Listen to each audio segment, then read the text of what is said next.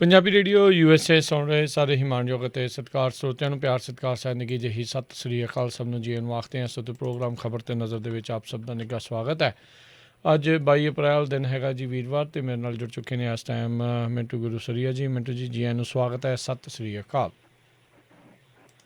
ਸ਼ੁਕਰੀਆ ਜੀ, ਸਾਰਿਆਂ ਨੂੰ ਸਤਿ ਸ਼੍ਰੀ ਅਕਾਲ ਜੀ। ਸਾਡੇ ਅੱਜ ਦੇ ਪ੍ਰੋਗਰਾਮ ਖਬਰ ਤੇ ਨਜ਼ਰ ਉਸ ਨੂੰ ਸਪਾਂਸਰ ਕਰਦੇ ਨੇ ਖਾਲਸਾ ਇੰਸ਼ੋਰੈਂਸ ਏਜੰਸੀ ਵਾਲੇ, ਜਿਨ੍ਹਾਂ ਦੇ ਕੋਲੋਂ ਤੁਸੀਂ ਹਰ ਇੱਕ ਤਰੀਕੇ ਦੀ ਇੰਸ਼ੋਰੈਂਸ ਕਰਵਾ ਸਕਦੇ ਹੋ। ਇੰਸ਼ੋਰੈਂਸ ਬਾਰੇ ਪਤਾ ਕਰਨ ਲਈ ਕਾਲ ਕਰ ਸਕਦੇ ਹੋ, ਨੰਬਰ 408 272 2500 4082722500।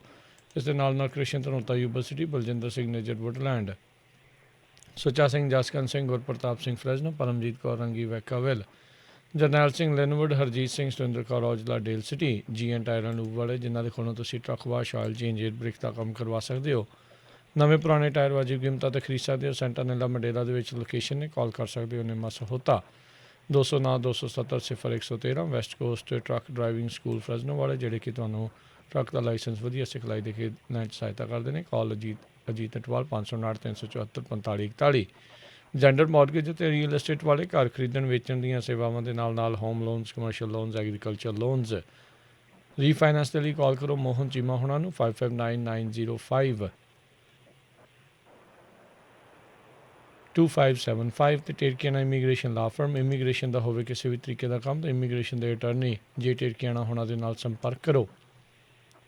ਇਹਨਾਂ ਦਾ ਫੋਨ ਨੰਬਰ 4159090503 ਦੇ ਉੱਤੇ। ਇਹਨਾਂ ਸਾਰਿਆਂ ਦਾ ਬਹੁਤ ਬਹੁਤ ਧੰਨਵਾਦ। ਜੇਕਰ ਤੁਸੀਂ ਜਾਂ ਕੋਈ ਹੋਰ ਕਾਰੋਬਾਰ ਇਸ ਪ੍ਰੋਗਰਾਮ ਨੂੰ ਸਪਾਂਸਰ ਕਰਨਾ ਚਾਹੁੰਦੇ ਹੋ, ਸੰਪਰਕ ਕਰ ਸਕਦੇ ਹੋ ਨੰਬਰ 408 722 7698 ਦੇ ਉੱਤੇ। ਮਿੰਟੂ ਜੀ, ਗੱਲਬਾਤ ਦਾ ਸਿਲਸਿਲਾ ਸ਼ੁਰੂ ਕਰਦੇ ਜਾਈਏ। ਕਰੋਨਾ ਦਾ ਕਹਿਰ ਟੁੱਟ ਕੇ ਪਿਆ ਹੋਇਆ ਆ, ਇਸੇ ਹੀ ਹੁਣ ਮਾਮਲੇ 'ਚ ਸੁਪਰੀਮ ਕੋਰਟ ਨੇ ਕੇਂਦਰ ਨੂੰ ਨੋਟਿਸ ਦਿੱਤਾ ਹੈ। ਹਾਂਜੀ, ਦੇਖੋ ਸੁਪਰੀਮ ਕੋਰਟ ਨੇ ਨਾ ਸਵੈ ਨੋਟਿਸ ਲਿਆ ਵਾ, ਜਿਹਨੂੰ ਆਪਾਂ ਸੋਮੋਟੋ ਕਹਿੰਦੇ ਆ। ਉਹਦੀ ਵਜ੍ਹਾ ਇਹ ਰਹੀ ਆ ਕਿ 6 ਹਾਈ ਕੋਰਟਾਂ ਜਿਹੜੀਆਂ ਵੱਖ-ਵੱਖ ਹਾਈ ਕੋਰਟਾਂ, ਜਿਹਦੇ 'ਚ ਸਿੱਕਮ ਆ ਗਿਆ, ਸਿੱਕਮ ਹਾਈ ਕੋਰਟ, ਫਿਰ Jabalpur high court, MP high court ਜਿਹਨੂੰ ਆਪਾਂ ਕਹੀਏ, ਬੰਗਾਲ ਦਾ high court, Delhi high court, Maharashtra Bombay high court, ਇਸ ਤਰ੍ਹਾਂ ਕੁੱਲ ਮਿਲਾ ਕੇ 6 ਹਾਈ ਕੋਰਟਾਂ ਦੇ ਵਿੱਚ ਮਾਮਲਾ ਸੀ, ਤੇ ਜਿਹਦੇ ਵਿੱਚੋਂ ਬਹੁਤ ਕਰੜੀਆਂ ਟਿੱਪਣੀਆਂ ਜਿਹੜੀਆਂ ਨੇ ਨਿਕਲੀਆਂ ਸੀਗੀਆਂ ਜੀ। ਜਿੱਦਾਂ ਬੰਬੇ ਹਾਈ ਕੋਰਟ ਨੇ ਤੇ ਪੁੱਛਿਆ ਸੀ ਸੈਂਟਰ ਨੂੰ ਕਿ ਕਮਾਲ ਦੀ ਗੱਲ ਹੈ ਕਿ ਜਿੱਥੋਂ 40% ਮਰੀਜ਼ ਨਿਕਲ ਰਹੇ, ਤੁਸੀਂ ਆਪ ਹੀ ਕਹਿੰਦੇ ਆ, ਤਾਂ ਉੱਥੇ ਤੁਸੀਂ ਕੀ ਦੇ ਰਹੇ ਹੋ? ਮਤਲਬ ਕਿ ਉੱਥੇ ਉਸ ਹਿਸਾਬ ਕਿਤਾਬ ਨਾਲ ਦਵਾ ਜਾਂ ਆਕਸੀਜਨ ਕੀ ਆਉਂਦੀ ਹੈ? ਸੋ ਇਹ ਜਿਹੜੀਆਂ ਸੁਣਵਾਈਆਂ ਹੋ ਰਹੀਆਂ ਸੀਗੀਆਂ, ਤਾਂ ਉਸ ਤੋਂ ਬਾਅਦ ਸੁਪਰੀਮ ਕੋਰਟ 'ਚ ਵੀ ਇੱਕ ਮਾਮਲਾ ਗਿਆ, ਕਿਉਂਕਿ ਤੁਹਾਨੂੰ ਯਾਦ ਹੋਣਾ ਜਿਹੜਾ ਯੋਗੀ ਆਦਿੱਤਿਆਨਾਥ ਨੇ ਫੈਸਲਾ ਨਹੀਂ ਸੀ ਮੰਨਿਆ, ਕਿਉਂਕਿ ਹਾਈ ਕੋਰਟ ਨੇ ਆਖਿਆ ਸੀ, ਇਲਾਹਾਬਾਦ ਹਾਈ ਕੋਰਟ ਨੇ ਆਖਿਆ ਸੀਗਾ ਕਿ ਲਾਕਡਾਊਨ ਲਾਵਾਂਗੇ ਤੁਹਾਡੇ 5 ਸ਼ਹਿਰਾਂ 'ਚ, ਤਾਂ ਇਹਨਾਂ ਨੇ ਕਿਹਾ ਸੀਗਾ ਕਿ ਅਸੀਂ ਨਹੀਂ ਲਾਵਾਂਗੇ। ਤਾਂ ਮਾਮਲਾ ਸੁਪਰੀਮ ਕੋਰਟ ਚਲ ਗਿਆ ਸੀਗਾ। ਤਾਂ ਉਸ ਤੋਂ ਬਾਅਦ ਫਿਰ ਸਾਰੀਆਂ ਸੁਣਵਾਈਆਂ ਜਿਹੜੀਆਂ ਕਲੱਬ ਹੋ ਗਈਆਂ। ਹੁਣ ਉਹਦੇ 'ਚ ਸੁਪਰੀਮ ਕੋਰਟ ਨੇ ਇੱਕ ਵੱਖਰਾ ਬੈਂਚ ਬਣਾ ਦਿੱਤਾ ਇਹਦੇ ਵਾਸਤੇ, ਔਰ ਕਮਾਲ ਦੀ ਗੱਲ ਹੈ ਕਿ ਫਿਰ ਕੱਲ੍ਹ ਨੂੰ ਸੁਣਵਾਈ ਹੋਣੀ ਆ।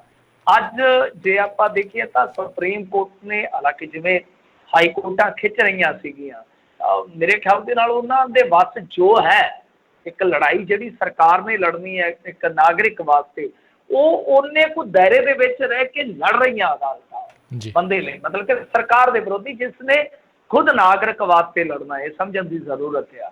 ਤਾਂ ਸੁਪਰੀਮ ਕੋਰਟ ਨੇ 4 ਨੁਕਤਿਆਂ ਤੇ ਅਹਿਮ ਗੱਲ ਕੀਤੀ ਹੈ। ਉਹਨਾਂ ਨੇ ਆਖਿਆ ਕਿ ਇੱਕ ਤੇ ਦੇਖੋ ਆਕਸੀਜਨ ਵਾਲਾ ਮੁੱਦਾ, ਦਵਾਈਆਂ ਵਾਲਾ ਮੁੱਦਾ, ਇਸ ਤੋਂ ਇਲਾਵਾ ਲਾਕਡਾਊਨ ਵਾਲਾ ਮੁੱਦਾ ਹੈ ਜਾਂ ਵੈਕਸੀਨੇਸ਼ਨ ਵਾਲਾ ਮੁੱਦਾ ਹੈ, ਇਹਦੇ ਤੇ ਤੁਸੀਂ ਆਪਣਾ ਜਿਹੜਾ ਕੌਮੀ ਤੁਹਾਡਾ ਪਲਾਨ ਆ ਉਹ ਲਿਆ ਕੇ ਸਾਨੂੰ ਦੱਸੋ।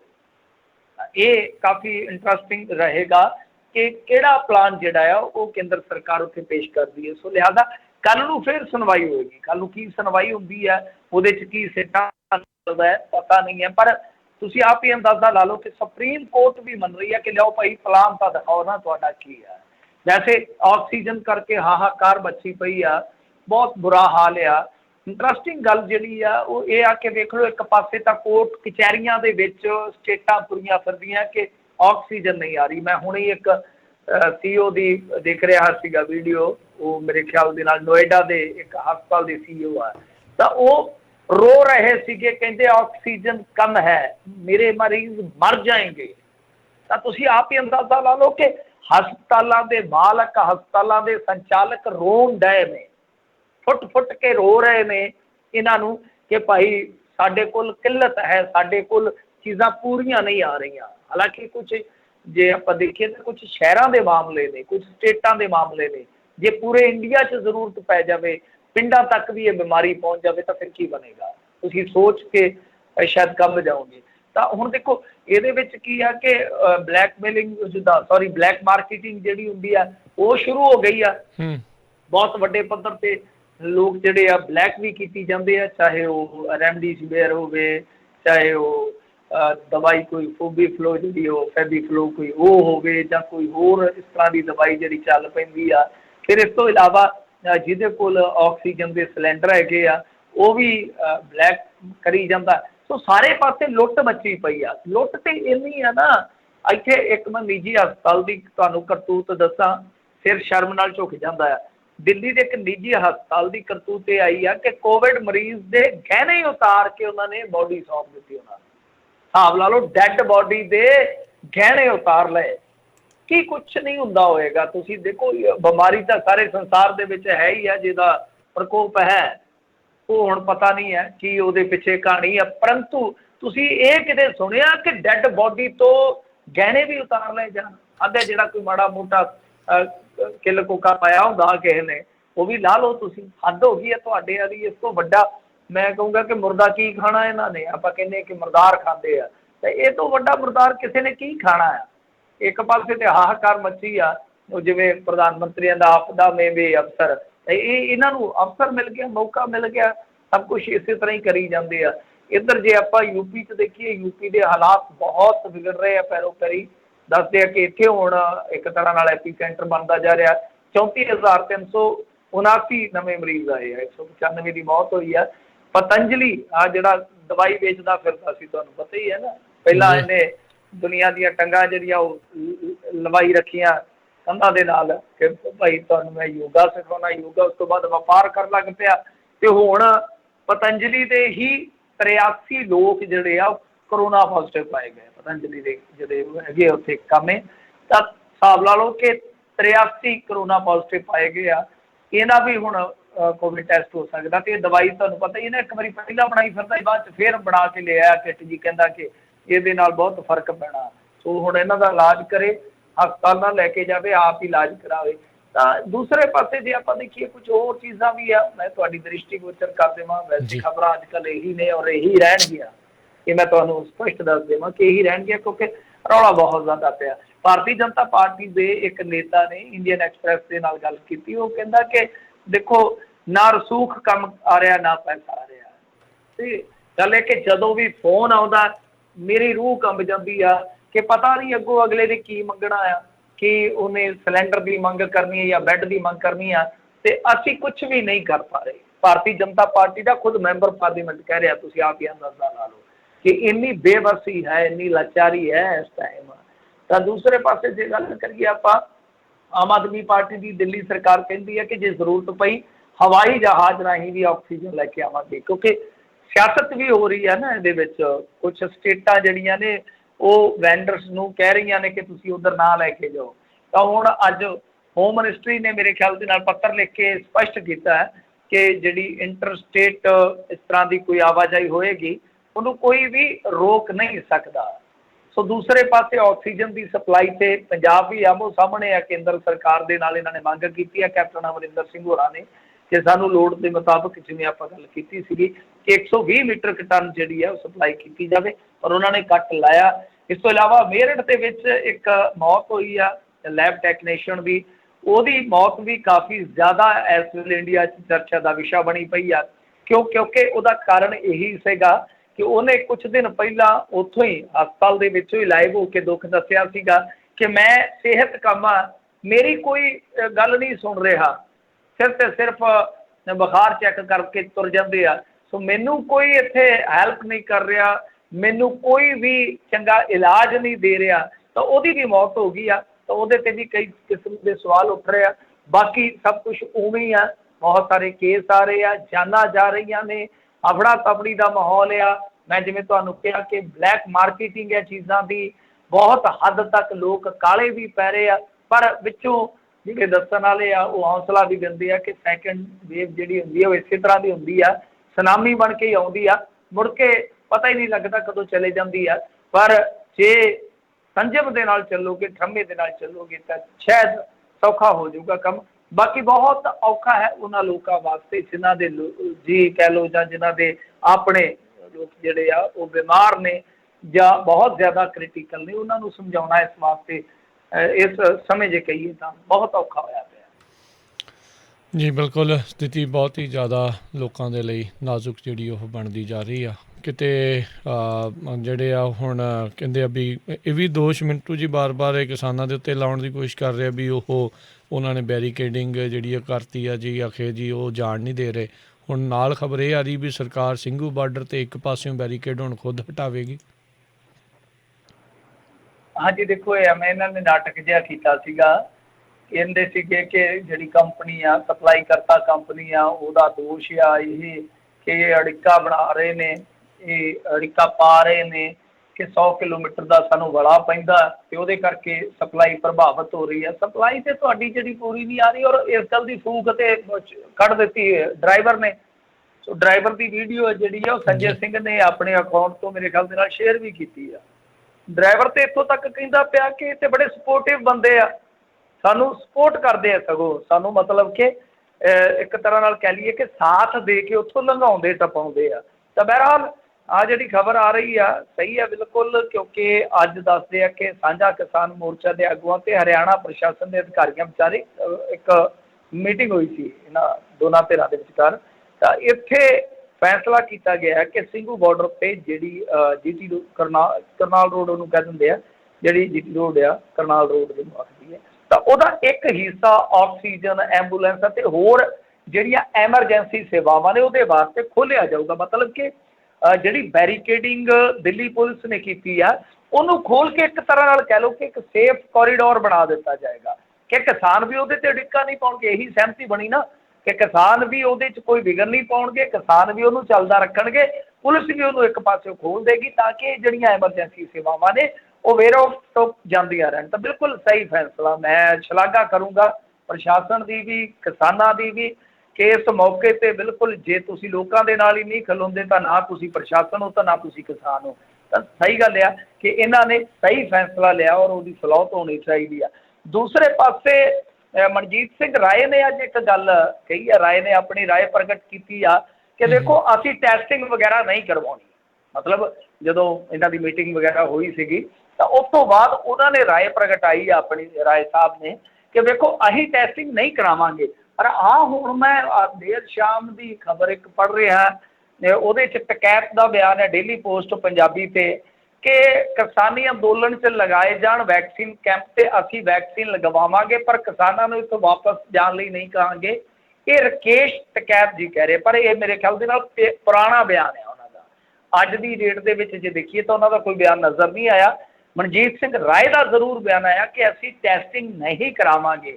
ਤਾਂ ਉਹ ਇੱਕ ਜਿਹੜਾ ਪਹਿਲਾਂ ਹੀ ਆਪਾਂ ਸਵਾਲ ਚੁੱਕ ਰਹੇ ਸੀਗੇ ਕਿ ਜੇ ਟੈਸਟਿੰਗ ਹੁੰਦੀ ਆ ਤਾਂ ਉਸ ਟੈਸਟਿੰਗ ਦੇ ਵਿੱਚੋਂ ਕਿੰਨੇ ਮਰੀਜ਼ ਨਿਕਲਦੇ ਆ, ਜੇ ਮਰੀਜ਼ ਨਿਕਲਦੇ ਆ ਤਾਂ ਕੋਈ ਹੌਟਸਪੌਟ ਬਣਦਾ ਤਾਂ ਫਿਰ ਨਿਯਮਾਂ ਦੇ ਮੁਤਾਬਕ ਕੀ ਕਿਸਾਨ ਉਸ ਚੀਜ਼ ਨੂੰ ਵੀ ਮੰਨਣਗੇ ਕਿ ਜਦੋਂ ਟੈਸਟਿੰਗ ਵਾਸਤੇ ਤੁਸੀਂ ਮੰਨ ਗਏ, ਬਿਮਾਰੀ ਨੂੰ ਪ੍ਰਵਾਨ ਕਰ ਲਿਆ, ਹੌਟਸਪੌਟ ਉਹਨਾਂ ਨੇ ਡਿਕਲੇਅਰ ਕਰ ਦਿੱਤਾ, ਤਾਂ ਜਿਹੜੇ ਨਿਯਮ ਆ ਕੀ ਫਿਰ ਉਸ ਤੋਂ ਬਾਅਦ ਤੁਸੀਂ ਫੋਲੋ ਕਰੋਗੇ। ਤਾਂ ਮੇਰੇ ਖਿਆਲ ਦੇ ਨਾਲ ਇਹਨਾਂ ਚੀਜ਼ਾਂ ਨੂੰ ਉਹਨਾਂ ਨੇ ਸਮਝ ਲਿਆ ਕਿ ਇਹ ਬਹੁਤ ਵੱਡੀ ਉਲਝਣ ਸਾਡੇ ਵਾਸਤੇ ਸਾਬਤ ਹੋ ਸਕਦੀ ਹੈ। ਸੋ ਅੱਜ ਉਗਰਾਹਾਂ ਸਾਹਿਬ ਵੀ ਜਿਹੜੇ ਆ ਉਹ ਥੋੜ੍ਹੇ ਜਿਹੇ ਪਲਟ ਕੇ ਇਹ ਕਹਿੰਦੇ ਆ ਕਿ ਦੇਖੋ ਜੀ ਮੈਂ ਤਾਂ ਠੀਕ ਠਾਕ ਸੀ, ਹਸਪਤਾਲ 'ਚ ਗਿਆ ਸੀ ਤਾਂ ਉਹਨਾਂ ਨੇ ਕਰੋਨਾ ਕੱਢਤਾ। ਕਿਉਂਕਿ ਇਹ ਵੀ ਇੱਕ ਸਵਾਲ ਉੱਠ ਰਿਹਾ ਸੀਗਾ ਨਾ ਕਿ ਦੂਜੇ 'ਤੇ ਹੈਗੇ ਜਿਹੜੇ ਪੰਜਾਬੀ ਕਿਸਾਨ ਜਥੇਬੰਦੀਆਂ ਦੇ ਆਗੂ ਉਹ ਆਉਂਦੇ ਆ ਕਿ ਕਰੋਨਾ ਹੈ ਕੋਈ ਨਹੀਂ ਹੈ, ਅਤੇ ਉਗਰਾਹਾਂ ਸਾਹਿਬ ਨੂੰ ਕਰੋਨਾ ਹੋ ਗਿਆ ਸੀਗਾ। ਸੋ ਕਹਿ ਸਕਦੇ ਹਾਂ ਕਿ ਕਰੋਨਾ ਵਾਲੇ ਮਾਮਲੇ ਦੇ ਵਿੱਚ ਬੇਸ਼ੱਕ ਯੋਗਿੰਦਰ ਯਾਦਵ ਹੋਰੀ ਉੱਧਰ ਕੜੀ ਘੋਲ ਗਏ ਆ,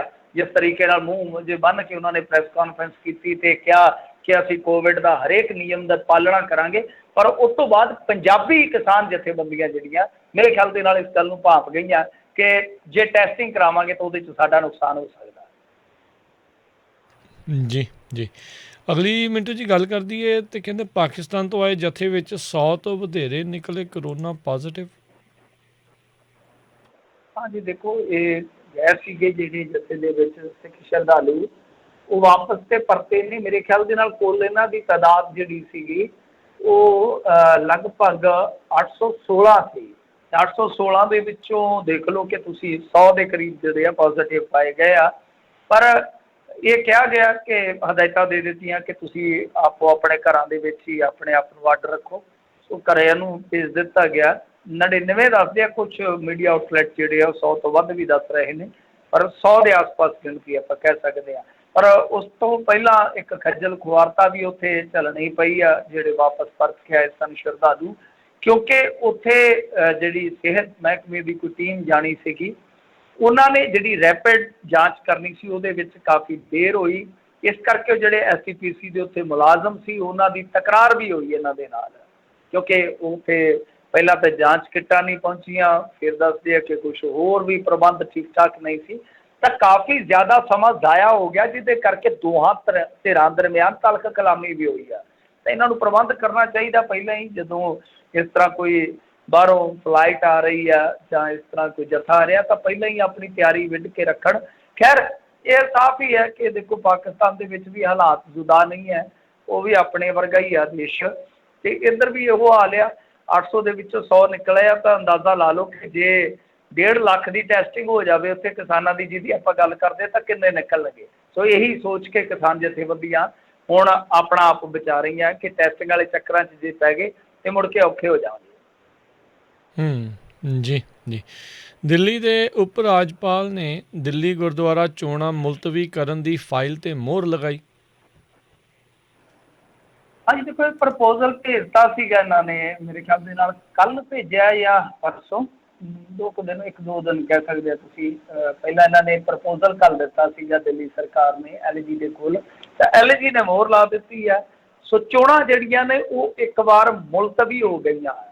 ਤਾਂ ਮੁਲਤਵੀ ਤੋਂ ਭਾਵ ਕੀ ਹੈ ਕਿ ਅਨਿਸ਼ਚਿਤ ਕਾਲ ਵਾਸਤੇ ਹੀ ਸਮਝੋ ਹੁਣ ਤਾਂ ਇੱਕ ਵਾਰੀ, ਕਿਉਂਕਿ ਇੱਕ ਤਾਂ ਇਹ ਆ ਕਿ ਦਿੱਲੀ ਦੇ ਵਿੱਚ ਲੋਕਡਾਊਨ ਆ, ਲੋਕਡਾਊਨ ਦੇ ਬਾਵਜੂਦ ਵੀ ਉੱਥੇ ਸਥਿਤੀ ਸੰਭਲ ਨਹੀਂ ਰਹੀ। ਫਰਜ਼ ਕਰੋ 7 ਦਿਨਾਂ ਦਾ ਲੋਕਡਾਊਨ ਸੀਗਾ ਤੇ 7 ਦਿਨਾਂ ਬਾਅਦ ਫਿਰ ਉਹ ਰਿਵਿਊ ਕਰਦੇ ਆ, ਉਹਨੂੰ ਐਕਸਟੈਂਡ ਕਰ ਦਿੰਦੇ ਆ ਲੋਕਡਾਊਨ ਨੂੰ, ਕਿਉਂਕਿ ਹਾਲਾਤ ਸੰਭਲ ਨਹੀਂ ਨਾ ਰਹੇ। ਦਿੱਲੀ ਹੋਇਆ, ਮਹਾਰਾਸ਼ਟਰ ਹੋਇਆ, UP ਹੋਇਆ, ਛੱਤੀਸਗੜ੍ਹ ਹੋਇਆ, ਪੰਜਾਬ ਦੀ ਵੀ ਹਾਲਤ ਕੁਛ ਐਸੀ ਹੋਈ ਆ। ਅੱਜ ਵੀ ਮੇਰੇ ਖਿਆਲ ਦੇ ਨਾਲ 5000 ਦੇ ਕਰੀਬ ਕੇਸ ਆਏ ਆ ਤੇ 89 ਕੁ ਮੌਤਾਂ ਨੇ। ਤਾਂ ਇਸੇ ਤਰ੍ਹਾਂ ਕਹਿ ਸਕਦੇ ਆ ਕਿ ਦਿੱਲੀ ਦੇ ਵਿੱਚ ਵੀ ਹਾਲਾਤ 5-7 ਦਿਨਾਂ 'ਚ ਕਾਬੂ ਹੇਠ ਆ ਜਾਣਗੇ। ਉਹਦੀ ਸੰਭਾਵਨਾ, ਉਹਦਾ ਇਮਕਾਨ ਜਿਹੜਾ ਹੈ ਉਹ ਥੋੜ੍ਹਾ ਘੱਟ ਆ। ਇਹ ਮੰਨਣਾ ਚਾਹੀਦਾ ਕਿ ਜੇ ਐਕਸਟੈਂਸ਼ਨ ਹੋਰ ਹੁੰਦੀ ਆ, ਮੰਨ ਲਓ ਲੋਕਡਾਊਨ ਵਗੈਰਾ ਦੀ, ਤਾਂ ਫਿਰ ਇਲੈਕਸ਼ਨ ਹੋਣਾ ਸੰਭਵ ਨਹੀਂ ਹੈ, ਕਿਉਂਕਿ ਉਸੇ ਵਜ੍ਹਾ ਕਰਕੇ ਤਾਂ ਇਲੈਕਸ਼ਨ ਪੋਸਟਪੋਨ ਹੋਇਆ ਨਾ। ਤਾਂ ਮੈਨੂੰ ਲੱਗਦਾ ਇਹੋ ਆ ਕਿ ਹਾਲ ਦੀ ਘੜੀ ਆਪਾਂ ਨੂੰ ਇਹ ਮੰਨ ਲੈਣਾ ਚਾਹੀਦਾ ਹੈ ਕਿ ਦਿੱਲੀ ਗੁਰਦੁਆਰਾ ਕਮੇਟੀ ਦੀਆਂ ਜਿਹੜੀਆਂ ਚੋਣਾਂ ਸੀਗੀਆਂ ਉਹ ਅਨਿਸ਼ਚਿਤ ਵਕਫੇ ਵਾਸਤੇ, ਯਾਨੀ ਅਣਮਿੱਥੇ ਸਮੇਂ ਵਾਸਤੇ ਉਹ ਮੁਅੱਤਲੀ ਸਮਝੀਆਂ ਜਾਣ, ਕਿਉਂਕਿ ਜਦ ਤੱਕ ਹੁਣ ਸਥਿਤੀ ਕਾਬੂ ਹੇਠ ਨਹੀਂ ਆਏਗੀ ਤਦ ਤੱਕ ਉੱਥੇ ਇਲੈਕਸ਼ਨ ਹੈ ਜਿਹੜਾ ਸੰਭਵ ਨਹੀਂ ਹੋਏਗਾ। ਤਾਂ ਇਸੇ ਤਰ੍ਹਾਂ PU ਦਾ ਇਲੈਕਸ਼ਨ ਵੀ ਕਿਤੇ ਨਾ ਕਿਤੇ ਮੇਰੇ ਖਿਆਲ ਦੇ ਨਾਲ ਪ੍ਰਭਾਵਿਤ ਹੋਣ ਦੀ ਸੰਭਾਵਨਾ ਹੈ, ਕਿਉਂਕਿ 4 ਸਟੇਟਾਂ ਨੇ ਬੇਸ਼ੱਕ ਕਹਿ ਦਿੱਤਾ ਹੈ ਕਿ ਠੀਕ ਆ, ਹਾਰੀ ਝੰਡੀ ਹੈ ਸਾਡੀ, ਜਿਹਦੇ 'ਚ ਚੰਡੀਗੜ੍ਹ ਲਾ ਲਓ, ਪੰਜਾਬ ਲਾ ਲਓ, ਹਿਮਾਚਲ ਲਾ ਲਓ, ਹੋਰ ਸਟੇਟਾਂ ਮਿਲਾ ਕੇ, ਪਰ ਹਰਿਆਣੇ ਨੇ ਉਹਦਾ ਜਵਾਬ ਨਹੀਂ ਦਿੱਤਾ ਹਾਲੇ ਤੱਕ ਪੱਤਰ ਦਾ। ਤਾਂ ਜਿਸ ਤਰ੍ਹਾਂ ਚੰਡੀਗੜ੍ਹ ਦੇ ਵਿੱਚ ਸਖਤਾਈ ਹੋ ਰਹੀ ਆ, ਮੋਹਾਲੀ ਦੇ ਵਿੱਚ ਹੋ ਰਹੀ ਆ, ਪੰਜਾਬ ਦੇ ਵਿੱਚ ਮਾਮਲੇ ਵੱਧ ਰਹੇ ਨੇ, ਦੁਬਾਰਾ ਕਹਿ ਲਓ ਕਿ ਵਾਰ-ਵਾਰ ਰਿਵਿਊ ਮੀਟਿੰਗਾਂ ਹੋ ਰਹੀਆਂ। ਲੱਗਦਾ ਇਹੋ ਆ ਕਿ PU ਦੇ ਇਲੈਕਸ਼ਨਾਂ 'ਤੇ ਵੀ ਕਿਤੇ ਨਾ ਕਿਤੇ ਤਲਵਾਰ ਲਟਕਦੀ ਨਜ਼ਰ ਆਉਂਦੀ ਹੈ ਕਿ ਸ਼ਾਇਦ ਇਹ ਇਲੈਕਸ਼ਨ ਵੀ ਟਾਲਣੇ ਨਾ ਪੈ ਜਾਣ। ਬਾਕੀ ਸਮਾਂ ਦੱਸੇਗਾ, ਪਰ ਮੇਰੇ ਖਿਆਲ ਦੇ ਨਾਲ ਔਖਾ ਹੋ ਜਾਣਾ ਕੰਮ, ਜਿਵੇਂ ਜਿਵੇਂ ਇਹ ਕੇਸ ਵਧਣਗੇ ਤਿਵੇਂ। ਜੀ ਜੀ ਬਿਲਕੁਲ। ਪੰਜਾਬ ਦੇ ਵਿੱਚ ਪੁਲਿਸ ਭਰਤੀ ਹੋਈ ਮੁਲਤਵੀ। ਹਾਂਜੀ ਦੇਖੋ, ਸਾਰਾ ਕੁਛ ਹੀ ਹੈ ਜਿਹੜਾ ਮੁਲਤਵੀ ਹੋ ਰਿਹਾ ਵਾ। ਭਰਤੀ ਦਾ ਮੁਲਤਵੀ ਹੋ ਜਾਣਾ ਕਿਤੇ ਨਾ ਕਿਤੇ ਨੌਜਵਾਨਾਂ ਦੀਆਂ ਉਮੀਦਾਂ ਨੂੰ ਝਟਕਾ ਹੁੰਦਾ, ਕਿਉਂਕਿ ਸਾਡੇ ਬਹੁਤ ਸਾਰੇ ਜਿਹੜੇ ਪੇਂਡੂ ਨੌਜਵਾਨ ਹੁੰਦੇ ਆ, ਉਹਨਾਂ ਦੀ ਟੇਕ ਹੁੰਦੀ ਆਰਮੀ ਭਰਤੀ ਤੇ ਜਾਂ ਪੁਲਿਸ ਭਰਤੀ ਤੇ ਸਾਲਾਂ ਬੱਧੀ ਉਹਨਾਂ ਦੀ ਤਿਆਰੀ ਹੁੰਦੀ ਹੈ ਇਹਦੇ ਵਾਸਤੇ। ਇਹ ਨਹੀਂ ਹੈ ਕਿ ਉਹ ਰਾਤੋਂ ਰਾਤ ਉੱਠ ਕੇ ਤੇ ਤੁਰ ਪੈਂਦੇ ਆ ਕਿ ਹਾਂ ਭਾਈ ਜਾ ਕੇ ਪੁਲਿਸ 'ਚ ਭਰਤੀ ਹੋ ਜਾਣਗੇ, ਕਿਉਂਕਿ ਅੱਜ ਕੱਲ੍ਹ ਟਫ ਕੰਪੀਟੀਸ਼ਨ ਆ, ਚਾਹੇ ਆਰਮੀ ਹੈ ਚਾਹੇ ਪੁਲਿਸ ਆ। ਉੱਥੇ ਬਹੁਤ ਸਾਰੇ ਨੌਜਵਾਨ ਜਾਂਦੇ ਆ, ਬਹੁਤ ਸਾਰੇ ਨੌਜਵਾਨਾਂ ਦੇ ਉੱਤੇ ਜਿਹੜੇ ਫਿਜ਼ੀਕਲ ਟੈਸਟ ਆ ਉਹ ਬੜੇ ਕਰੜੇ ਪੈਮਾਨਿਆਂ 'ਤੇ ਹੁੰਦੇ ਆ। ਬਹੁਤ ਔਖਾ। ਸਾਡੇ ਤਾਂ ਬਹੁਤ ਸਾਰੇ ਨੌਜਵਾਨ ਜਿਹੜੇ ਰਹਿ ਜਾਂਦੇ ਆ ਅੱਜ ਕੱਲ੍ਹ, ਤੁਹਾਨੂੰ ਪਤਾ, ਰੇਸ 'ਚੋਂ ਰਹਿ ਜਾਂਦੇ ਜਾਂ ਮੈਡੀਕਲ 'ਚੋਂ ਰਹਿ ਜਾਂਦੇ ਆ, ਨਹੀਂ ਤਾਂ ਫਿਰ ਡਰੱਗ ਟੈਸਟ ਦੇ ਵਿੱਚੋਂ ਵੀ ਆ ਜਾਂਦੇ ਆ। ਉਹ ਬੁਰਾ ਹਾਲ ਹੀ ਆ ਕਹਿ ਸਕਦੇ ਆ। ਪਰ ਫਿਰ ਵੀ ਜਿਹੜੇ ਨੌਜਵਾਨ ਮਿਹਨਤੀ ਹੁੰਦੇ ਆ, ਜਿਹੜੇ ਕਹਿ ਲਓ ਕਿ ਪੜ੍ਹੇ ਲਿਖੇ ਵੀ ਅੱਛੇ ਹੁੰਦੇ ਆ, ਫਿਜ਼ਿਕ ਵੀ ਠੀਕ ਹੁੰਦੀ ਆ, ਤਾਂ ਉਹ ਨੌਜਵਾਨ ਕਿਤੇ ਨਾ ਕਿਤੇ ਨਿਰਾਸ਼ ਜ਼ਰੂਰ ਹੋਣਗੇ, ਕਿਉਂਕਿ 25 ਅਪ੍ਰੈਲ ਤੋਂ ਜਿਹੜੀ ਸਿਪਾਹੀਆਂ ਦੀ ਭਰਤੀ ਹੋਣ ਵਾਲੀ ਸੀ, ਉਹਦੀ ਇੱਕ ਵਾਰੀ ਦਾਖਲਾ ਪ੍ਰਕਿਰਿਆ ਜਿਹੜੀ ਆ ਉਹ ਰੋਕ ਦਿੱਤੀ ਗਈ ਆ। ਤਾਂ 25 ਤਰੀਕ ਆਉਣ ਵਾਲੀ ਆ, ਤੁਸੀਂ ਸਮਝੋ ਕਿ 2 ਦਿਨ ਹੀ ਰਹਿ ਗਏ ਆ ਵਿੱਚ, ਸੋ ਉਹ ਮੁਲਤਵੀ ਕਰ ਦਿੱਤੀ ਗਈ ਆ। ਹੁਣ ਕਦੋਂ ਹੁੰਦੀ ਆ, ਇਸ ਸਰਕਾਰ ਦੇ ਵਿੱਚ ਹੁੰਦੀ ਆ ਕਿ ਨਹੀਂ ਹੁੰਦੀ, ਉਹ ਇੱਕ ਵੱਡਾ ਕੁਐਸਚਨ ਮਾਰਕ ਆ। ਪਰ ਮੇਰੇ ਖਿਆਲ ਦੇ ਨਾਲ ਇੱਥੇ ਕੁਝ ਸਾਨੂੰ ਸੋਚਣਾ ਪਵੇਗਾ, ਸਰਕਾਰ ਨੂੰ ਵੀ ਵਿਚਾਰਨਾ ਪਵੇਗਾ। ਕਿਉਂ? ਕਿਉਂਕਿ ਦੇਖੋ ਪਿਛਲਾ ਸਾਲ ਵੀ ਇਸੇ ਤਰ੍ਹਾਂ ਹੀ ਲੰਘ ਗਿਆ ਬਿਮਾਰੀ ਦੇ ਵਿੱਚ, ਆਹ ਸਾਲ ਵੀ ਆਪਾਂ ਅੱਧਾ ਦੇਖ ਲਈਏ, ਚੌਥਾ ਮਹੀਨਾ ਤਕਰੀਬਨ ਲੰਘਣ ਵਾਲਾ ਹੋ ਗਿਆ, ਅਤੇ ਅੱਧਾ ਸਾਲ ਇਹ ਚੱਲ ਗਿਆ। ਜਦੋਂ ਨੂੰ ਫਿਰ ਪ੍ਰਕਿਰਿਆ ਸ਼ੁਰੂ ਹੋਏਗੀ, ਫਾਰਮ ਭਰਾਏ ਜਾਣਗੇ, ਟੈਸਟ ਰੱਖੇ ਜਾਣਗੇ, ਤਦ ਤੱਕ ਇਹ ਸਾਲ ਵੀ ਲੰਘਿਆ ਜਾਊਗਾ। ਜਦੋਂ ਹੁਣ 1.5-2 ਸਾਲ ਬਰਬਾਦ ਹੋ ਰਹੇ ਆ, ਤਾਂ ਦੇਖੋ ਜਿਹੜੇ ਨੌਜਵਾਨ ਬਿਲਕੁਲ ਕਹਿ ਲਓ ਕਿ ਆਖਰੀ ਮੌਕੇ 'ਤੇ ਹੁੰਦੇ ਆ, ਜਿਹਨੂੰ ਆਪਾਂ ਓਵਰਏਜ ਕਹਿ ਦਿੰਦੇ ਆ, ਉਹਦਾ ਤੁਸੀਂ ਸਾਰੇ ਸਮਝਦੇ ਹੋ ਨਾ ਕਿ ਇੱਥੇ ਏਜ ਦਾ ਇੱਕ ਚੱਕਰ ਪੈਂਦਾ ਜਨਰਲ ਕੈਟਾਗਰੀ ਵਾਸਤੇ ਤਾਂ ਖਾਸ ਤੌਰ 'ਤੇ। ਤਾਂ ਮੇਰੇ ਖਿਆਲ ਦੇ ਨਾਲ ਉੱਥੇ ਰਹਿਤ ਦੇਣੀ ਬਣਦੀ ਆ। ਜਦੋਂ ਸਾਰੇ ਥਾਵਾਂ 'ਤੇ ਤੁਸੀਂ ਰਹਿਤ ਦਿੰਦੇ ਹੋ, ਬਿਜ਼ਨਸ ਦੇ ਵਿੱਚ ਰਹਿਤ ਦਿੰਦੇ ਹੋ, ਮੈਰਾਟੋਰੀਅਮ ਦੇ ਵਿੱਚ ਰਹਿਤ ਦਿੰਦੇ ਹੋ, ਤਾਂ ਜਿਹੜੇ ਬੇਰੁਜ਼ਗਾਰ ਆ ਇਹਨਾਂ ਨੂੰ ਰਹਿਤ ਕਿਉਂ ਨਹੀਂ ਦਿੰਦੇ? ਮੈਂ ਤਾਂ ਵੈਸੇ ਵੀ ਕਹਿੰਦਾ ਕਿ ਜਿਵੇਂ ਹਰਿਆਣੇ ਨੇ 3-4 ਸਾਲ ਦੀ ਰਹਿਤ ਦਿੱਤੀ ਆਪਣੇ ਬੇਰੁਜ਼ਗਾਰਾਂ ਨੂੰ, ਉਮਰ ਹੱਦ ਵਧਾ ਦਿੱਤੀ ਆ, ਤਾਂ ਉਵੇਂ ਸਾਰੇ ਹੀ ਬੇਰੁਜ਼ਗਾਰਾਂ ਨੂੰ ਇੱਕ ਵਾਰੀ ਰਹਿਤ ਦੇਣੀ ਚਾਹੀਦੀ ਹੈ। ਕਿਉਂਕਿ ਤੁਸੀਂ ਨੌਕਰੀਆਂ ਕੱਢ ਨਹੀਂ ਰਹੇ, ਤੁਸੀਂ ਨੌਕਰੀਆਂ ਦੇ ਨਹੀਂ ਰਹੇ ਨੌਜਵਾਨਾਂ ਨੂੰ, ਇਹ ਤੁਹਾਡਾ ਕਸੂਰ ਹੈ, ਨੌਜਵਾਨਾਂ ਦਾ ਥੋੜ੍ਹੀ ਨਾ ਕਸੂਰ ਆ। ਪਰੰਤੂ ਹੁੰਦਾ ਕੀ ਹੈ ਕਿ ਤੁਸੀਂ ਪਹਿਲਾਂ ਤਾਂ 30-30 ਸਾਲ ਦੀ ਉਮਰ ਤੱਕ ਉਹਨਾਂ ਨੂੰ ਪੜ੍ਹਵਾਈ ਜਾਂਦੇ ਹੋ, ਟੈਸਟ ਉਹਨਾਂ ਦੇ ਕਢਵਾਈ ਜਾਂਦੇ ਹੋ, ਅੰਤ ਦੇ ਵਿੱਚ ਫਿਰ 10-10 ਸਾਲ ਉਹਨਾਂ ਨੂੰ ਤੁਹਾਡੇ ਨਾਲ ਲੜਨਾ ਪੈਂਦਾ। ਫਿਰ ਕਿਤੇ ਜਾ ਕੇ ਜੇ ਉਹਨਾਂ ਦਾ ਕੰਮ ਬਣਦਾ ਵੀ ਹੈ ਤਾਂ ਤਦ ਤੱਕ ਉਹ ਓਵਰਏਜ ਹੋ ਚੁੱਕੇ ਹੁੰਦੇ ਆ। ਸੋ ਮੇਰੇ ਖਿਆਲ ਦੇ ਨਾਲ ਤੇ ਸਾਰਿਆਂ ਨੂੰ ਇੱਥੇ ਥੋੜ੍ਹੀ ਬਹੁਤੀ ਰਿਆਇਤ ਦੇਣੀ ਚਾਹੀਦੀ ਹੈ, ਸਾਰੇ ਹੀ, ਚਾਹੇ ਉਹ SC ST 'ਚੋਂ ਆਉਂਦੇ ਨੇ, ਚਾਹੇ ਉਹ ਜਨਰਲ ਕੈਟਾਗਰੀ 'ਚੋਂ ਆਉਂਦੇ ਨੇ, ਚਾਹੇ ਉਹ ਇਕਨੋਮਿਕ ਤੌਰ 'ਤੇ ਵੀਕਰ ਸੈਕਸ਼ਨ ਹੈ ਜਿਹੜਾ ਉਹਦੇ 'ਚੋਂ ਆਉਂਦੇ ਆ, ਸਾਰਿਆਂ ਨੂੰ ਹੀ ਮੇਰੇ ਖਿਆਲ ਦੇ ਨਾਲ ਜਿਹੜਾ ਹਾਲਾਤ ਬਣਿਆ ਸਾਡੇ ਇੱਥੇ, ਜਿਹੜਾ ਮੰਜ਼ਰ ਆ ਸਾਡੇ ਸਾਹਮਣੇ, ਉਹਦੇ ਮੁਤਾਬਕ ਰਹਿਤ ਕਿਤੇ ਨਾ ਕਿਤੇ ਦਿੱਤੀ ਜਾਣੀ ਚਾਹੀਦੀ ਹੈ। ਹੁਣ ਭਰਤੀਆਂ ਕੈਂਸਲ ਹੋ ਰਹੀਆਂ ਨੇ ਕਰੋਨਾ ਕਰਕੇ, ਫਿਰ ਨੌਜਵਾਨਾਂ ਦਾ ਕੀ ਕਸੂਰ ਹੈ ਜਿਹੜੇ ਓਵਰਏਜ ਹੋ ਜਾਣਗੇ, ਅਤੇ ਜਿਹੜੇ ਇਸ ਮੁਕਾਬਲੇ ਦੇ ਵਿੱਚ ਬਹੁਤ ਵੱਡੀ ਉਮੀਦਵਾਰੀ ਰੱਖਦੇ ਸੀਗੇ, ਬਹੁਤ ਵੱਡੀ ਦਾਅਵੇਦਾਰੀ ਰੱਖਦੇ ਸੀਗੇ, ਤਾਂ ਉਹਨਾਂ ਵਾਸਤੇ ਤਾਂ ਬਹੁਤ ਵੱਡਾ ਝਟਕਾ ਹੋਏਗਾ ਨਾ। ਬਿਲਕੁਲ ਬਿਲਕੁਲ ਜੀ ਜੀ। ਪੰਜਾਬ ਪੁਲਿਸ ਦਾ ਨਵਾਂ ਕਾਰਨਾਮਾ, ਪ੍ਰਵਾਸੀ ਨੌਜਵਾਨ ਨੂੰ ਲੁੱਟਿਆ। ਹਾਂਜੀ, ਨਹੀਂ ਭਰਤੀ ਤਾਂ ਹੋਣਾ ਚਾਹੀਦਾ, ਪਰ ਇਹੋ ਜਿਹੇ ਕਾਰਨਾਮੇ ਨਹੀਂ ਕਰਨੇ ਚਾਹੀਦੇ ਨੌਜਵਾਨਾਂ ਨੂੰ। ਬਿਲਕੁਲ ਦੇਖੋ, ਇਹ ਸ਼ਰਮਸਾਰ ਕਰਨ ਵਾਲੀਆਂ ਗੱਲਾਂ ਨੇ। ਇਹ ਜਲੰਧਰ ਦੀ ਘਟਨਾ ਹੈ, ਜਿੱਥੇ ਦੱਸਦੇ ਆ ਕਿ ਇੱਕ ਨੌਜਵਾਨ ਨੇ ਕਿਹਾ ਕਿ ਇੱਕ ਪੁਲਿਸ ਮੁਲਾਜ਼ਮ ਤੇ ਉਹਦੇ ਸਾਥੀ ਨੇ ਨਸ਼ਾ ਵੀ ਕੀਤਾ ਸੀਗਾ, ਨਸ਼ਾ ਉਹਨਾਂ ਦੇ ਕੋਲ ਵੀ ਸੀ, ਵੇਚ ਵੀ ਰਹੇ ਸੀਗੇ, ਪ੍ਰਵਾਸੀ ਨੌਜਵਾਨ ਸੀ, ਤੇ ਨਾਲੇ ਉਹਨੂੰ ਕਹਿੰਦੇ ਕਿ ਕੁੱਟਿਆ ਗਿਆ ਤੇ ਨਾਲੇ ਲੁੱਟਿਆ ਗਿਆ। ਤੇ ਹਾਲਾਂਕਿ ਦੱਸਦੇ ਆ ਕਿ ਉਹਦਾ ਪੈਸਾ ਤੇ ਮੋਬਾਈਲ ਹੈ ਜਿਹੜਾ ਖੋਇਆ ਗਿਆ ਸੀਗਾ, ਉਹ ਰਿਕਵਰ ਕਰ ਲਿਆ ਗਿਆ। ਲੋਕਾਂ ਨੇ ਪੁਲਿਸ ਮੁਲਾਜ਼ਮ ਤੇ ਇੱਕ ਨੌਜਵਾਨ ਨੂੰ ਕਾਬੂ ਕੀਤਾ। ਇਹ ਜਿਹੜਾ ਪੁਲਿਸ ਮੁਲਾਜ਼ਮ ਆ PAP 'ਚ ਡਿਊਟੀ ਕਰਦਾ, ਤੁਹਾਨੂੰ ਪਤਾ ਹੈ ਜਲੰਧਰ ਦੇ ਵਿੱਚ PAP ਦਾ ਕਾਫੀ ਵੱਡਾ ਹੈਡਕੁਆਟਰ ਆ। ਖੈਰ, ਇਹ ਬੜੀ ਸ਼ਰਮਸਾਰ ਕਰਨ ਵਾਲੀ ਗੱਲ ਆ ਕਿ ਕੱਲ੍ਹ ਹੀ ਤਾਂ ਪੰਜਾਬ ਪੁਲਿਸ ਇਨਾਮ ਲਾ ਰਹੀ ਸੀਗੀ, ਸਰਕਾਰ ਇਨਾਮ ਐਲਾਨ ਰਹੀ ਸੀਗੀ ਕਿ ਕੋਈ ਕੋਕੀਨ ਫੜਾਉਂਦਾ ਤਾਂ ਉਹਨੂੰ 2,40,000 ਦੇਵਾਂਗੇ, ਹੈਰੋਇਨ ਫੜਾਉਂਦਾ ਕਿਲੋ ਦੀ ਤੇ ਉਹਨੂੰ 1,40,000 ਦੇਵਾਂਗੇ, ਕੋਈ ਗਾਂਜਾ ਫੜਾਉਂਦਾ ਉਹਨੂੰ 600-700 ਰੁਪਈਏ ਦਾ ਇਨਾਮ ਦੇ ਕੇ ਨਵਾਜਾਂਗੇ। ਤੇ ਆ ਤੁਹਾਡੇ ਤੇ ਨਾਮ ਜਿਹੜੇ ਆ ਆਪਣੇ ਆਪ ਹੀ ਲੈਣ ਵਾਲੇ ਆ ਕਿ ਦੇਖੋ ਲੋਕਾਂ ਨੂੰ ਨਾਮ ਦਿਓ, ਸਗੋਂ ਉਹਦੇ ਤੁਹਾਡੇ ਮੁਲਾਜ਼ਮਾਂ ਨੂੰ ਫੜੀ ਜਾਂਦੇ ਆ, ਤੁਹਾਡੇ ਮੁਲਾਜ਼ਮਾਂ ਨੂੰ ਫੜੀ ਜਾਂਦੇ ਆ, ਕਿਹੜੀਆਂ ਕਰਤੂਤਾਂ ਕਰ ਰਹੇ ਨੇ। ਆਪਾਂ ਦੇਖੇ ਆ ਬਠਿੰਡੇ ਦੇ ਵਿੱਚ ਇਹਨਾਂ ਦਾ ਇਸੇ ਤਰ੍ਹਾਂ ਦਾ ਪੁਲਿਸ ਜਵਾਨ, ਚੰਗਾ ਜਵਾਨ, ਮੈਂ ਕਹਿੰਦਾ ਕਿ ਚਲੋ ਹੋ ਜਾਂਦਾ ਕਈ ਵਾਰ ਬੰਦੇ ਦਾ ਹਾਲ ਇਸ ਤਰ੍ਹਾਂ, ਬੰਦਾ ਨਾ ਚਾਹੁੰਦੇ ਹੋਣੇ ਵੀ ਗਲਤ ਰਾਹਾਂ ਤੇ ਪੈ ਜਾਂਦਾ ਹੈ, ਮਜ਼ਾਕ ਨਹੀਂ ਮੈਂ ਉਡਾਉਂਦਾ। ਮੈਂ ਇਹ ਕਹਿੰਦਾ ਆ ਕਿ ਦੇਖੋ ਤੁਸੀਂ ਇਸ ਸੱਚ ਨੂੰ ਤੇ ਸਵੀਕਾਰ ਕਰੋ ਨਾ, ਪ੍ਰਵਾਨ ਕਰੋ ਕਿ ਤੁਹਾਡੇ ਵਿੱਚ ਜਿਹੜੇ ਇਸ ਤਰ੍ਹਾਂ ਦੇ ਪੀੜਤ ਨੌਜਵਾਨ ਆ, ਪੀੜਤ ਪੁਲਿਸ ਮੁਲਾਜ਼ਮ ਆ, ਜਿਹੜੇ ਉਹਨਾਂ ਦਾ ਇਲਾਜ ਕੀਤਾ ਜਾਵੇ, ਚੰਗੀ ਕਾਉਂਸਲਿੰਗ ਕਰਵਾਈ ਜਾਵੇ। ਤੁਸੀਂ ਉੱਧਰੋਂ ਧਿਆਨ ਹਟਾ ਕੇ ਇੱਧਰ ਐਵੇਂ ਕਰ ਦਿੰਦੇ ਹੋ ਕਿ ਇੱਥੇ ਨਾਮ ਰੱਖਤਾ ਜੀ, ਉੱਥੇ ਨਾਮ ਰੱਖ ਦਿੱਤਾ। ਬਠਿੰਡੇ ਦੇ ਵਿੱਚ ਪਬਲਿਕ ਟੋਇਲਟ ਦੇ ਵਿੱਚ ਉਹ ਜਿਹੜਾ ਜਵਾਨ ਸੀਗਾ ਪੁਲਿਸ ਦਾ, ਵਰਦੀ ਸਮੇਤ ਟੀਕਾ ਲੱਗਾ, ਉਹ ਡਿੱਗਾ ਪਿਆ ਸੀ, ਮੂੰਹ 'ਚ ਝੱਗ ਆਉਂਦੀ ਸੀ, ਉਹ ਲੋਕ ਨਾ ਚੱਕਦੇ ਤਾਂ ਮਰ ਜਾਣਾ ਸੀ ਉਹ ਮੁੰਡਾ। ਸੋਹਣਾ ਸੁਨੱਖਾ ਮੁੰਡਾ ਸੀਗਾ। ਸੋ ਇਸ ਤਰ੍ਹਾਂ ਦੇ ਹਾਲਾਤ ਬਣੇ ਪਏ ਨੇ ਪੰਜਾਬ ਪੁਲਿਸ ਦੇ ਕਿ ਇੱਕ ਪਾਸੇ ਤਾਂ ਨਸ਼ਾ, ਦੂਸਰੇ ਪਾਸੇ ਲੁੱਟ ਖੋਹ ਵੀ ਹੁਣ ਚੱਲ ਪਈ ਆ। ਇਹਦਾ ਮਤਲਬ ਹੈ ਕਿ ਮਾਰ ਧਾੜ ਵੀ ਕਰੀ ਜਾਂਦੇ ਆ। ਸੋ ਇਨਾਮ ਰੱਖਣ ਦੀ ਥਾਂ ਤੇ ਪਹਿਲਾਂ ਤੇ ਇਹ ਆ ਕਿ ਜਿਹੜੀਆਂ ਉਹ ਰਿਪੋਰਟਾਂ ਨੇ, ਚਾਹੇ ਸਿਧਾਰਥ ਚਟੋਪਾਧਿਆਏ ਦੀ ਰਿਪੋਰਟ ਆ, ਚਾਹੇ ਹਰਪ੍ਰੀਤ ਸਿੰਘ ਸਿੱਧੂ ਦੀ ਰਿਪੋਰਟ ਆ, ਉਹ ਜਨਤਕ ਕਰੋ। ਤੇ ਦੂਜਾ ਇਹ ਆ ਕਿ ਇਸ ਸੱਚ ਨੂੰ ਪ੍ਰਵਾਨ ਕਰੋ ਕਿ ਨਸ਼ਾ ਇੱਕ ਬਿਮਾਰੀ ਆ, ਔਰ ਇਹ ਬਿਮਾਰੀ ਤੁਹਾਡੇ ਵਿਹੜੇ ਦੇ ਵਿੱਚ ਵੀ ਵੜੀ ਹੋਈ ਆ। ਜਦ ਤੱਕ ਤੁਸੀਂ ਵਿਹੜਾ ਆਪਣਾ ਸਾਫ਼ ਨਹੀਂ ਕਰ ਲੈਂਦੇ, ਤਦ ਤੱਕ ਤੁਸੀਂ ਗੁਆਂਢੀ ਨੂੰ ਇਹ ਕਹਿੰਦੇ ਚੰਗੇ ਨਹੀਂ ਲੱਗਦੇ ਕਿ ਤੇਰੇ ਵਿਹੜੇ ਦੇ ਵਿੱਚ ਗੰਦਗੀ ਆ। ਸੋ ਆਪਣਾ ਵਿਹੜਾ ਸਾਫ਼ ਕਰੋ, ਕਲੀਨ ਕਰੋ। ਮੈਂ ਨਹੀਂ ਕਹਿੰਦਾ ਕਿ ਇਹਨਾਂ ਨੂੰ ਸਾਰਿਆਂ ਨੂੰ ਚੁੱਕ ਕੇ ਤੇ ਦਰਿਆ 'ਚ ਸੁੱਟ ਆਓ। ਇਹਨਾਂ ਨੂੰ ਆਇਡੈਂਟੀਫਾਈਡ ਕਰੋ, ਇਹਨਾਂ ਨੂੰ ਚੰਗਾ ਇਲਾਜ ਦੇਵੋ, ਇਹਨਾਂ ਦੀ ਕਾਉਂਸਲਿੰਗ ਕਰੋ। ਹੋ ਸਕਦਾ ਇਹਨਾਂ 'ਚੋਂ ਬਹੁਤ ਸਾਰੇ ਬਹੁਤ ਵਧੀਆ ਜੀਵਨ ਜਿਉਣ, ਇਸ ਨਰਕ 'ਚੋਂ ਨਿਕਲ ਆਉਣ।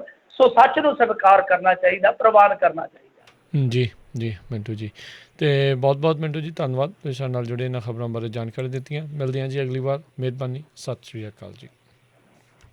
ਸਤਿ ਸ੍ਰੀ ਅਕਾਲ ਜੀ। ਅਤੇ ਸਰੋਤਿਓ, ਇੱਥੇ ਸਾਡਾ ਅੱਜ ਦਾ ਇਹ ਪ੍ਰੋਗਰਾਮ ਹੁਣ ਸਮਾਪਤ ਹੈ। ਮਿਲਦੇ ਹਾਂ ਅਗਲੀ ਵਾਰ ਤੱਕ। ਮੇਰੇ ਵੱਲੋਂ ਵੀ ਤੁਹਾਨੂੰ ਸਭ ਨੂੰ ਸਤਿ ਸ਼੍ਰੀ ਅਕਾਲ। ਸੁਣਦੇ ਰਹੋ ਪੰਜਾਬੀ ਰੇਡੀਓ USA।